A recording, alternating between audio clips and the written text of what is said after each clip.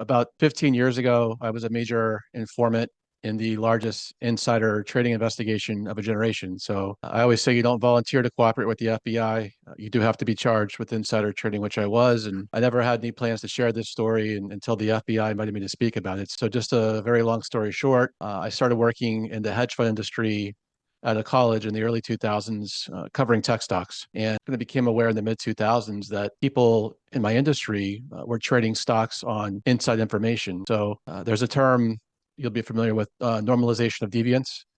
In the industry at this time, where looking around, it kind of seemed like everybody was doing it. I received a call from another investor, and she had something for me very specific. It was a blatant tip. I bought a 0.9% position. I still thought of myself as a good guy.